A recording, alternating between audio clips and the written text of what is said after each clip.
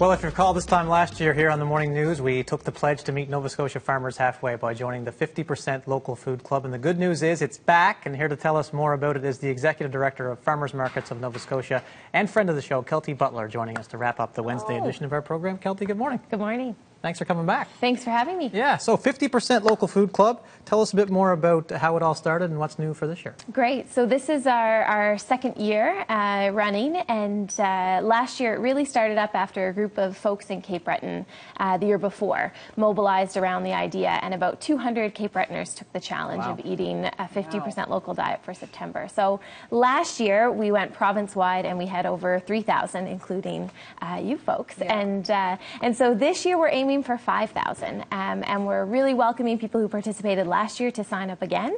Make it part of your back to school sort of tradition, and we're also welcoming folks who are new to local, new to the challenge to sign up as well. All right, how'd you do last year, Paul? I did pretty good, actually. I was talking to my wife about it yesterday. Like, we got to sign up for the 50% Local Food Club again, and we had great fun with it all through September. Making sure, the recipes on the website are good to follow along with. Yeah, and there's even more this year. So there's plenty of recipes and resources on the website. Yeah. Of course, the farmers markets across the province are a great access point and a great resource for all sorts of questions and recipes and ideas. Yeah. And also ways to get out into the community. So certainly we want people to enjoy local food in their own home, to get out to restaurants that serve local, and to take part in some events. So Open Farm Day is a big one that I'm looking forward to later in the month of September. That'll be a great chance to go out and visit farms that are just free to visit for one special day. So get a bit behind the scenes. What we did and we found worked is we made our normal grocery list for going to the grocery store, and then kind of had a look and said, okay, how can we make this product a local instead of from the USA or something like that?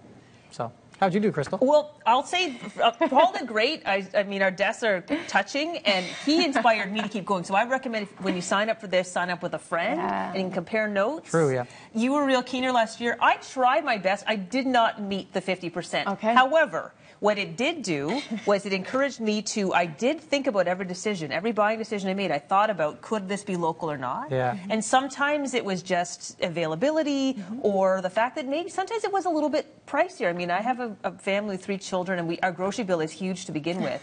Sometimes I had to cut corners, I'm going to be honest. But joining the 50% Local Food Club inspired me to try harder to be local whenever I could. Exactly. And one of the things that we did create this year based on the request from last year is a bit of a simple food journal that you can print off once you register, which is free. It's free to register, free for the journal, and you can print that off and just as a way to keep track. So I think, it's probably, my sister is a math teacher, it's probably all the math teachers out there that want to keep track exactly of how they're doing. But if that's something you want to do, it's a really simple way to do that. So it's a good way to know at the end how well you did if you don't have someone looking at your lunches at work every day. Yeah. Yes. Cowering over my desk to make sure things are 50% local. We've got the website here. It's nslocalfoodclub.wordpress.com. That's where people go to sign up, right, Keltie? Exactly. And then you can make that your home base. So there's lots of information there on once you're signed up, what comes next, events coming up, businesses where you can find local, including restaurants. And this year when you sign up, you do get a membership card that you can print out.